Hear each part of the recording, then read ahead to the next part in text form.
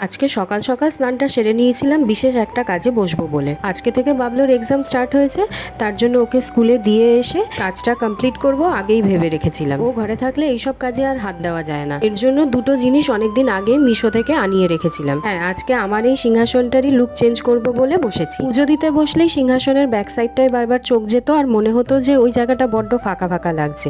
তার জন্য সবসময় ভাবতাম যে কি করে কি করা যায়। যেহেতু আমার সিংহাসনটা পুরোপুরি সেগুন কাঠের, তাই পেন্ট করানোর কথা ভাবিনি।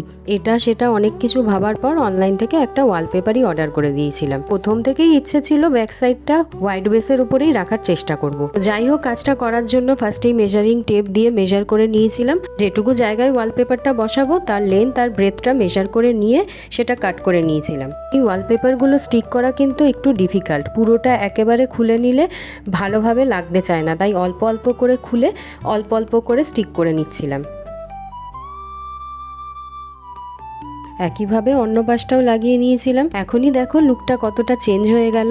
ফার্স্টে তো ভেবেছিলাম ওয়ালপেপার শুধু ব্যাক সাইডটাতেই লাগাবো, কিন্তু লাগানোর পর এতটাই সুন্দর লাগছিল তখন ভাবলাম এই জায়গাটাও যদি লাগানো যায় দেখতে কিন্তু আরও ভালো লাগবে। প্রথমে তো একটু ভয় ভয় পাচ্ছিলাম স্টিক করার পর যদি জিনিসটা দেখতে ভালো না লাগে, তারপরে ব্যাক সাইডটা স্টিক করার পর কনফিডেন্স অনেকটাই বেড়ে গেছে। আর একটা জিনিস আমার বরাবর মনে হয় যে সিংহাসন হোক কিংবা ঠাকুর ঘর কিংবা মন্দির, তার ব্যাকগ্রাউন্ডগুলো সাদা হলে দেখতে অনেক ভালো লাগে। শুধু জায়গাটা দেখলেও মনে একটা অদ্ভুত শান্তি আসে, মানে একটা পজিটিভ ভাইবস পাওয়া যায়। হ্যাঁ, যেই জিনিসটা ছাড়া পুরো ডেকোরেশনটা ইনকমপ্লিট বলে মনে হয় সেটা হলো লাইট। এই এলইডি লাইটটার একটা সুবিধা আছে কি জানো, এটা নিজেরাই সেট করে নেওয়া যায়। এর জন্য কোনো ইলেকট্রিশিয়ানের দরকার পড়বে না, কারণ এই লাইটের সঙ্গে দেওয়া ছিল দুটো ম্যাগনেট। একটা ম্যাগনেট এই লাইটেরই ব্যাক সাইডে স্টিক করতে হবে, আরেকটা স্টিক করতে হবে যেখানে লাইটটা আমরা সেট করতে চাই। রিচার্জেবল লাইট বলে সঙ্গে চার্জিং কেবেলও কিন্তু দেওয়া ছিল।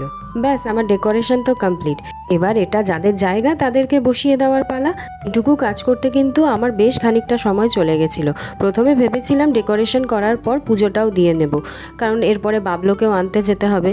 কিন্তু কাজগুলো করতে করতে এতটাই দেরি হয়ে গেছিল যে পুজোটা আর করতে পারিনি। মাকে বলেছিলাম তুমি আজকে পুজোটা করে দিও। এবার তোমরা আমাকে জানিও ডেকোরেশনটা কীরকম লাগলো। তোমাদের কাছে যদি ডেকোরেশনের আরও কোনো আইডিয়া থেকে থাকে অবশ্যই আমাকে কমেন্ট করে জানিও।